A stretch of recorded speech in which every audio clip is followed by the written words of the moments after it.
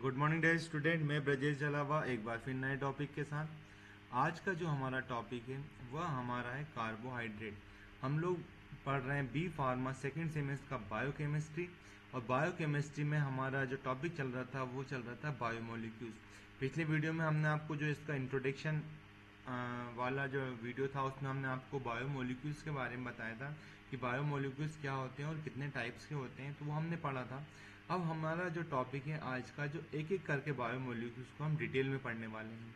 तो आज का वीडियो काफ़ी इंटरेस्टिंग होने वाला है, लेकिन अगर आप हमारे चैनल पर नए हैं तो चैनल को सब्सक्राइब कर लीजिएगा। वीडियो अच्छा लगे तो उसे लाइक कर दीजिएगा। और अगर मन में कोई डाउट या अलग से कुछ पढ़ना चाहते हैं तो आप हमारे इसमें कमेंट बॉक्स में कमेंट ज़रूर करिएगा, हम उस पर भी आपके लिए नया वीडियो लेके आएंगे। तो चलिए शुरू करते हैं आज का जो हमारा वीडियो है कार्बोहाइड्रेट। कार्बोहाइड्रेट की हम लोग बात कर रहे थे, तो कार्बोहाइड्रेट हमारा क्या है, एक बायोमोलिक्यूल्स है। आपको ये पढ़ा चुके हैं पहले भी हम लोग कि कार्बोहाइड्रेट हमारा क्या है, एक बायोमोलिक्यूल्स है। और बायोमोलिक्यूल्स की बात करेंगे तो बायोमोलिक्यूल्स क्या होते हैं कि बायोमोलिक्यूल्स हमारे क्या होते हैं, ऑर्गेनिक कंपाउंड होते हैं जो कि हमारी बॉडी के लिए इसेंशियल होते हैं। तो यहाँ पे हमारा जो टॉपिक है आज का, वो आज का हमारा टॉपिक क्या है, कार्बोहाइड्रेट। तो कार्बोहाइड्रेट क्या होता है हमारा, carbohydrate are the organic biomolecules made up carbon, hydrogen and then oxygen. ये हमारा कार्बन, हाइड्रोजन, ऑक्सीजन से बना होता है। पिछले वीडियो में मैं इनका रेशो भी बता चुका था कि इसमें कार्बन, हाइड्रोजन, ऑक्सीजन का रेशो क्या होता है, 1:1। और किस तरह से होता है ये भी मैं आपको बता दिया था। They are also called the saccharide. इनको जो कार्बोहाइड्रेट है इसको हम लोग एक सेकेराइड भी कहते हैं। और ये काय में होता है हमारा from the Greek word for sugar. ये हमारा कहाँ से आया था, जो कि सेकेराइड जो ग्रीक वर्ड में शुगर से लिया गया है। यानी कि सेकेराइड की अगर हम लोग बात करते हैं कि सेकेराइड का मतलब क्या होता है, तो इसका मतलब ग्रीक भाषा में क्या होता है हमारा, शुगर होता है। तो यहाँ पे हमारा सिंपल सी बात है कि अगर हमसे पूछता है व्हाट इज कार्बोहाइड्रेट, तो carbohydrate are the organic biomolecules made up of carbon, hydrogen and oxygen, usually in the ratio CHO, C for carbon, H for hydrogen and O for oxygen। और इनका रेशो क्या होता है हमारा 1:1। ये हमारा क्या होता है, सिंपल रेशो होता है। इसके जनरल फॉर्मूले की हम लोग बात करेंगे तो इसका जो जनरल फॉर्मूला होता है वो हमारा जनरल फॉर्मूला क्या होता है, जनरल फॉर्मूला इसका होता है CH2ON। देखो यहाँ पे क्या है, CH2O और ब्रैकेट में क्या है यहाँ पे हमारा N। ये हमारा चीज़ का जनरल फार्मूला है। जनरल फार्मूले की हम लोग बात करते हैं तो यहाँ पे N इक्वल टू क्या होता है, नंबर ऑफ कार्बन। यानी कि अब नंबर ऑफ कार्बन की बात करेंगे, अगर हमारे पास में होता है यहाँ पे 6 कार्बन लेते हैं हम लोग, तो इसका मल्टीप्लाई N की जगह हम लोग 6 लेंगे तो यहाँ इसका मल्टीप्लाई अंदर हो जाएगा, तो क्या हो जाता है हमारा C6। यहाँ पे 2 पहले से, तो 6 2 जा 12 एंड O यहाँ पे क्या जाएगा, सिंगल 6, तो C6H12O6। ये क्या बन गया हमारा, ग्लूकोज बन गया। तो उसी तरह इसका जनरल फार्मूला है। यानी कि हम लोग बात करेंगे कि कोई हमसे पूछता है कि what is general formula of carbohydrate, तो आप एक फार्मूले में आप इसको बता सकते हो कि हमारा ये क्या है, यहाँ पे कार्बोहाइड्रेट हमारा है। और कार्बोहाइड्रेट हमारा, इससे हम सारे इसके जितने भी एग्जाम्पल हैं, जितने टाइप्स हैं, सारे हम लोग इसी फार्मूले से प्रिपेयर कर सकते हैं। यहाँ पे आपको पता है कि N is a number of carbon atom. अब हम लोग यहाँ पे बात करेंगे फंक्शन ऑफ कार्बोहाइड्रेट। आपको कार्बोहाइड्रेट समझ में आ गया इसकी definition. Carbohydrate are the organic biomolecules made up of carbon, hydrogen and oxygen, usually in the ratio. ये किस रेशो में मिले होते हैं, कार्बन, हाइड्रोजन 1:1 का। और इसको हम लोग कार्बोहाइड्रेट को हम लोग क्या बोलते हैं, सेकेराइड भी कहते हैं। और सिक्स का जनरल फॉर्मूला क्या है हमारे पास, CH2O और ब्रैकेट के बाद N। यहाँ पे N क्या है, नंबर ऑफ कार्बन। अब हम लोग यहाँ पे बात करेंगे function of carbohydrate. Function of carbohydrate की बात करते हैं तो ये क्या है, play a variety essential role in the living organism. ये लिविंग ऑर्गेनिज्म की बहुत ही इंपॉर्टेंट होता है। उसके मेजर फंक्शन क्या है, सबसे पहला फंक्शन इसका है एनर्जी सोर्स। यानी कि ये हमारी बॉडी में क्या करता है कि जो एनर्जी का, हम लोग पिछले वीडियो में बात कर चुके हैं इस पर, जो मेन सोर्स है एनर्जी का वो क्या होता है हमारा, कार्बोहाइड्रेट ही होता है। और ये क्विक सोर्स ऑफ एनर्जी, यानी कि तुरंत आपकी बॉडी में एनर्जी प्रोड्यूस करता है। जैसे आप लोगों ने देखा, आप कहीं क्रिकेट खेल रहे हैं या कोई भी गेम खेल रहे हैं, रनिंग कर रहे हैं, आपको एकदम से लगता है थकान हो गई और आपको एनर्जी लॉस हो रहा है बॉडी में, तो आप लोग क्या करते हैं, तुरंत ग्लूकोज लेना स्टार्ट करते थे। जैसे ग्लूकोन डी वगैरह आता है, एनर्जी ड्रिंक आप जो भी लेते हैं वो सभी कहते हैं हमारे कैसे होंगे, टेस्ट में मीठे होंगे, स्वीट होते हैं। और सेकेराइड का मतलब ही क्या होता है, शुगर। तो शुगर मतलब कार्बोहाइड्रेट। तो आप जो भी मीठा लेते हैं वो सब कुछ क्या होता है, हमारा कार्बोहाइड्रेट के फॉर्म में होता है। मतलब जो भी आपको मीठा लगेगा वो सभी हमारे क्या होते हैं, सेकेराइड होते हैं। एग्जाम्पल की बात करें तो glucose is broken down during cell respiration to produce ATPs. यहाँ पे क्या होता है, energy currency of the cells. ये हमारे पास क्या होता है कि ग्लूकोज हमारा एटीपी फॉर्मेशन करता है, और ये एटीपी हमारी क्या होती है, energy currency of the cell, यानी कि एनर्जी के कॉइन्स होते हैं जो कि हमारे बॉडी में क्या करते हैं, तुरंत एनर्जी हमें प्रोवाइड कराते हैं। तो यहाँ पे क्विक सोर्स ऑफ एनर्जी हमारा क्या होता है, ग्लूकोज होता है। तो इसका पहला फंक्शन क्या हो गया, एनर्जी सोर्स। दूसरे फंक्शन की अगर हम लोग बात करते हैं तो ये हमारा क्या हो जाता है, यहाँ पे दूसरा फंक्शन हमारा यहाँ पे एनर्जी स्टोरेज। एनर्जी स्टोरेज की बात करते हैं तो ये शॉर्ट टर्म स्टोरेज होती है। जैसे कि आपकी बॉडी में जैसे आपने ज़्यादा ग्लूकोज लिया, अब आपको उसका भी यूज़ नहीं है, तो आपकी बॉडी में क्या हो जाता है, वो स्टोर हो जाता है। और स्टोरेज का जो होता है एनिमल में किस जैसे ग्लूकोज है, store in the glycogen in the liver and muscles. आपको ये बात समझ में आ गई होगी। कहने का मतलब यहाँ पे ये है कि जैसे कि अगर आपके पास ज़्यादा ग्लूकोज ले लिया आपने, तो ये ग्लूकोज क्या होता है, स्टोर एज अ ग्लाइकोजन। ये एनिमल में हो रहा है। कहाँ किस फॉर्म में स्टोर हो जाता है, इस तरह के कंपटीशन के लिए क्वेश्चन बनते हैं। जैसे अगर आप कोई कॉम्पिटिटिव एग्जाम देते हो तो ये क्वेश्चन बनते हैं कि ग्लूकोज किस फॉर्म में हमारी बॉडी में स्टोर होता है, तो ये ग्लाइकोजन में होता है। और कहाँ होता है, तो ये हमारा कहाँ होता है, लीवर में और हमारी मसल्स में स्टोर हो जाता है। ये चीज़ें कॉम्पिटिशन के लिए हैं कि हमारा जो ग्लूकोज है वो किस फॉर्म में स्टोर होता है, तो ग्लाइकोजन के फॉर्म में स्टोर होता है और लीवर और मसल्स में होता है। लेकिन वही ग्लूकोज जब हमारे प्लांट में glucose stored in A starch, जब ये हमारे ये एनिमल में ग्लाइकोजन के फॉर्म में स्टोर हो रहा था, और जो हमारा प्लांट होता है इसमें स्टार्च के रूप में या स्टार्च के फॉर्म में हमारी बॉडी में स्टोर होता है। और कहाँ होता है, इन रूट्स एंड शीट्स, यानी कि उसकी जड़ों में और उसके बीज में हमारा क्या होता है, ये हमारा स्टोर होता है। तो ये इंपॉर्टेंट क्वेश्चन है। यहाँ पे आप ये टर्म जो आपके पास है, ये सब टर्म क्या है, हमारे कॉम्पिटिटिव एग्जाम के लिए भी इम्पोर्टेंट है कि एनिमल में ग्लूकोज जो हमारा एनर्जी होती है स्टोर किस फॉर्म में होता है, ग्लाइकोजन के फॉर्म में स्टोर होता है। और कहाँ होता है, हमारे लीवर में और मसल्स में होता है। वहीं पे हम लोग प्लांट की बात करेंगे तो यहाँ पे ग्लूकोज स्टार्च के रूप में स्टोर होता है, और कहाँ होता है, रूट एंड सीड्स में होता है। नेक्स्ट इसके फंक्शन की अगर हम लोग बात करेंगे तो इसका फंक्शन क्या होता है हमारे पास, फंक्शन हमारा यहाँ पे स्ट्रक्चरल कंपोनेंट, यानी कि हम लोग क्या करते हैं, स्ट्रक्चर बनाने में भी मदद करता है। जैसे कि आपने देखा होगा सेल्यूलोज प्लांट में सेल वॉल बनाने का काम करता है। अगर हम लोग बात करें कि जैसे आपने प्लांट सेल देखी होगी, इस तरह से हमारी जो प्लांट सेल्स होती है, तो जो इसका सेल वॉल होता है, हमें क्या होती है, सेल मेम्ब्रेन होती है, और प्लांट में क्या होता है, सेल वॉल होती है। तो जो सेल वॉल होती है वो काय की बनी होती है, सेल्यूलोज की बनी होती है। तो यहाँ पे क्या होता है हमारे पास, ये हमारा जो स्ट्रक्चर होता है, carbohydrate form important structural material in organism. जो भी इम्पोर्टेंट मटेरियल होते हैं हमारे काय के लिए, जो भी हमारे सेल्स के कंपोनेंट बनाने के लिए, वो सभी हमें कौन प्रोवाइड कराता है, ग्लूकोज प्रोवाइड कराता है। नेक्स्ट आपके पास जो है यहाँ पे कंपोनेंट ऑफ न्यूक्लिक एसिड, यानी कंपोनेंट ऑफ न्यूक्लिक एसिड का मतलब मैंने आपको बताया था कि यहाँ पे आरएनए जो हमारे अभी कंपोनेंट का आएंगे हमारे न्यूक्लिक एसिड, और हमारे पास न्यूक्लिक एसिड कौन से होते हैं, एक तो आरएनए और एक डीएनए। तो यहाँ पे एनए का मतलब तो होता है न्यूक्लिक एसिड, दोनों में न्यूक्लिक एसिड है। लेकिन आर का मतलब होता है यहाँ पे राइबोज शुगर, और डी का मतलब होता है डीऑक्सीराइबोज शुगर। ये आपको मैंने बताया था पिछले वीडियो में भी। यहाँ पे जो राइबोज शुगर और डीऑक्सीराइबोज शुगर, अब वर्ड में ही आ रहा है, यहाँ पे क्या है, शुगर है। और शुगर का मतलब क्या होता है, सेकेराइड यानी कि कार्बोहाइड्रेट। तो जो भी हमारे न्यूक्लिक एसिड को फॉर्मेशन के लिए जो सबसे इंपॉर्टेंट चीज़ है शुगर, वो कौन प्रोवाइड कराता है, हमारा कार्बोहाइड्रेट ही प्रोवाइड कराता है। तो ये सारी चीज़ें हमारी इंपॉर्टेंट है।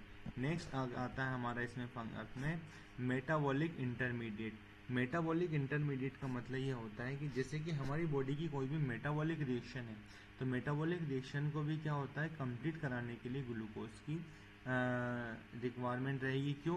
क्योंकि जैसे मेटाबॉलिक्स की हम लोग बात करते हैं ग्लाइकोलाइसिस साइकिल या हमारी क्रेब्स साइकिल, इस साइकिल को कंप्लीट करने के लिए हमें ग्लूकोज तो चाहिए, तभी तो ये रिएक्शन हमारी स्टार्ट होगी। ये जो क्रेब्स साइकिल है या ग्लाइकोलाइसिस जो है, जिससे हमारी आखिरी में क्या बनता है, लास्ट में हमें क्या मिलता है, एटीपी मिलता है। एटीपी मिलता है, इसी को क्या बोलते हैं अपन, एनर्जी के कॉइन्स कहते हैं। तो जो एनर्जी के जो हमारे कॉइन्स हैं ये हमारे बन कहाँ से रहे हैं, हमारे ग्लूकोज से ही तो बन रहे हैं। तो इस रिएक्शन को कंप्लीट करने के लिए हमें ग्लूकोज चाहिए, तो कार्बोहाइड्रेट एक इम्पोर्टेंट रोल प्ले यहाँ पे करता है, क्योंकि इसके बिना तो हमारा ये साइकिल कंप्लीट हो ही नहीं सकती। तो ये इसके क्या हो गए, फंक्शन हो गए। अब हम लोग बात करते हैं यहाँ पे क्लासिफिकेशन ऑफ कार्बोहाइड्रेट, क्योंकि आज कार्बोहाइड्रेट हमें क्या करना है, डिटेल में पढ़ना है। और यहाँ पे क्लासिफिकेशन की अगर हम लोग बात करते हैं तो क्लासिफिकेशन बड़ा इजी है इसका।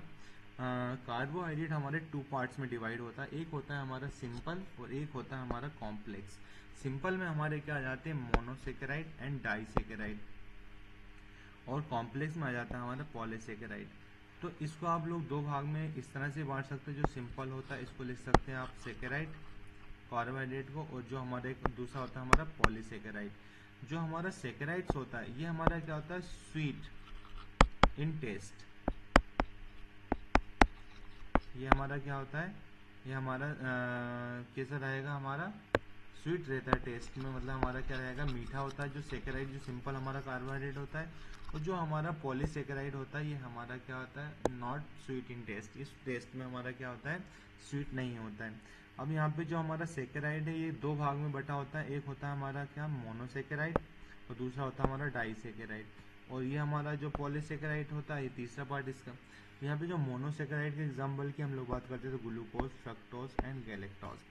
और डाइसेकेराइड की बात करेंगे तो यह हो गया माल्टोज, लैक्टोज एंड सुक्रोज। और हम पॉलीसेकेराइड की बात करते हैं तो ये हमारा होता है स्टार्च, फाइबर्स और ग्लाइकोजन।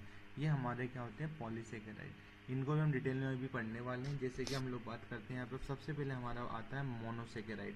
मोनोसेकेराइड की बात करते हैं तो यहाँ पे मोनो का मतलब आपको पता है, मोनो मतलब सिंगल। तो यहाँ पे single sugar unit can not be hydrolyse further, मतलब इसके बाद हम लोग इसको आगे और हाइड्रोलाइज से मतलब रहेगा कि इसको हम और छोटे भाग में तोड़ नहीं सकते, मतलब सिंगल यूनिट है ये।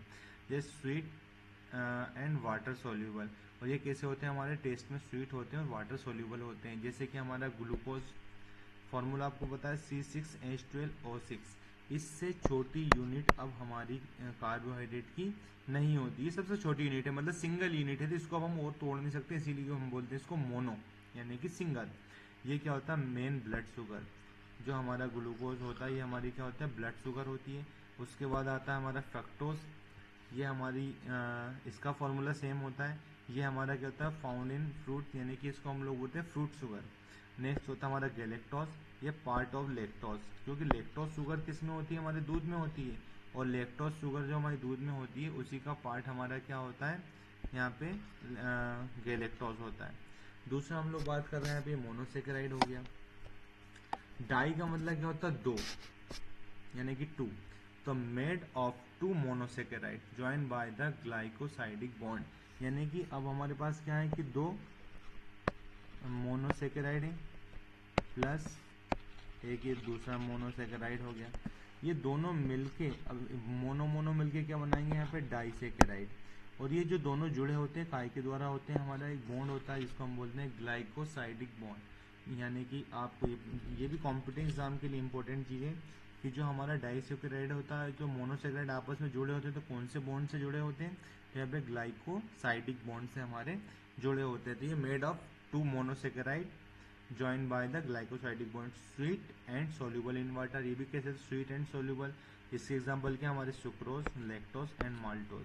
अब यहाँ पे डबल की बात करेंगे तो ये काय से मिले हुए हैं, एक तरफ देखो ये दो चीज से मिल गए हैं, ये 1 और 2। अब यहाँ पे जो 1 है ये सभी में ग्लूकोज है, ये कॉमन पार्ट है, ये आप ध्यान रखिएगा। यानी कि जो हमारे जो डाइसेकेराइड होते हैं इसमें एक पार्ट तो हमारा क्या होता है, सभी में हमारा एक पार्ट क्या रहेगा, ग्लूकोज रहेगा, और एक पार्ट चेंज होता है सुक्रोज की हम लोग बात करते हैं। तो ये दो मोनोसेकेराइड कौन कौन से होगा, ग्लूकोज और फ्रक्टोज। लैक्टोज की बात करें तो गैलेक्टोज तो हम पढ़ चुके थे, तो ये ग्लूकोज और गैलेक्टोज से मिलकर बना होता है। माल्टोज की बात करेंगे तो ये ग्लूकोज और ग्लूकोज से बना होता है। सुक्रोज हमारी क्या होती है, इसको टेबल शुगर कहते हैं। लैक्टोज हमारी मैंने आपको बताया था इसे मिल्क शुगर कहते हैं, और माल्टोज हमारी क्या होती है, माल्ट शुगर होती है। तो ये हमारा डाइसेकेराइड हो गया। तो इसके एग्जाम्पल होते हैं, जैसे ये कहीं पूछा जाता है कई बार एग्जाम्पल में कि जैसे हम लोग यहाँ पे सुक्रोज में एग्जाम्पल दे दिए, यहाँ पे एक तो आपको दे दिया ग्लूकोज और प्लस लगा के खाली दे दिया। अब यहाँ पे आपके पास ऑप्शन में रहेगा ग्लूकोज, गैलेक्टोज और फ्रक्टोज। तो आपको ऑप्शन में से यहाँ आपको भरना जैसे फ्रक्टोज, तो ये आपका सही आंसर होगा। तो इस तरह के कंपटीशन एग्जाम में भी, जैसे डिप्लोमा वाले अभी एग्जिट एग्जाम अगर होगा तो उसमें इसी तरह के क्वेश्चन बायोकेमिस्ट्री से पूछे जाते हैं। तो ये इंपॉर्टेंट चीज़ है। आगे हम लोग बात करते हैं यहाँ पे ओलिगोसेकेराइड। अब यहाँ पे सिंपल आपको समझ में आएगा कि अभी हमने क्या पढ़ा, मोनोसेकेराइड, डाइसेकेराइड, और ये ओलिगोसेकेराइड होता है। अभी क्या था हमारा, मोनो सिंगल यूनिट थी, डाई हमारी क्या थी, 2 यूनिट, यानी कि 2 मोनोसेकेराइड से मिलकर बना था। अब जो हमारा ओलिगोसेकेराइड है ये क्या हो गया, 3 to 10 यूनिट ऑफ मोनोसेकेराइड्स, यानी कि इसमें और इसका हम हाइड्रोलाइज करेंगे तो 3 से लेकर 10 तक क्या बनेंगे, मोनोसेकेराइड्स के मॉलिक्यूल्स तैयार हो जाएंगे, यानी कि मेड ऑफ 3 to मोनोसेकेराइड्स। यानी कि अभी क्या था, मोनो मतलब एक सिंगल यूनिट से मिलकर बना था, डाई मतलब 2 मोनोसेकेराइड से मिलकर बना था। अब जो 3 से लेकर 10 तक की मोनोसेकेराइड यूनिट से मिलकर बनता है उसको हम लोग क्या बोलते हैं, ओलिगोसेकेराइड कहते हैं। और ये क्या होता है, found in glycoprotein and glycolipids. और ये क्या बनाते हैं, हमारे ग्लाइकोप्रोटीन और ग्लाइकोलिपिड्स में पाए जाते हैं। और ये हमारा जो क्या होता है, जो सेल जैसे हमारा सेल सरफेस मॉलिक्यूल्स होते हैं जो सेल सरफेस बनाने में मदद करते हैं। नेक्स्ट हमारा आता है इम्पोर्टेंट पार्ट जिसको हम लोग बोलते हैं पॉलीसेकेराइड। पॉलीसेकेराइड का क्या मतलब होता है यहाँ पे हमारा पॉलीसेकेराइड का मतलब होता है कॉम्प्लेक्स कार्बोहाइड्रेट होता है। और ये क्या होता है हमारा, स्वीट नहीं होता। इसमें क्या होती है, हमारी मोनोसेकेराइड की एक लॉन्ग चेन होती है, मतलब लंबी चेन होती है, कैन बी 100 और 1000। अब यहाँ पे फिक्स नहीं है, जैसे कि हमने क्या पढ़ा था, एक बार फिर से हम लोग देखते हैं, मोनो, डाई, ओलिगो। मोनो में 1 था, डाई में 2 था, और इसमें क्या 3 से लेकर 10 काय में था हमारा, ओलिगो में। लेकिन अगर हम लोग अब यहाँ पे कर रहे हैं पॉलीसेकेराइड की बात, तो यहाँ पे अब इसमें 100 भी हो सकते हैं, यहाँ पे 1000 भी हो सकते हैं, यानी कि कितने भी मोनोसेकेराइड्स हो सकते हैं। इसमें क्या होती है हमारी एक लॉन्ग, ये हमारी क्या होती है, यहाँ पे क्या रहेगा हमारा,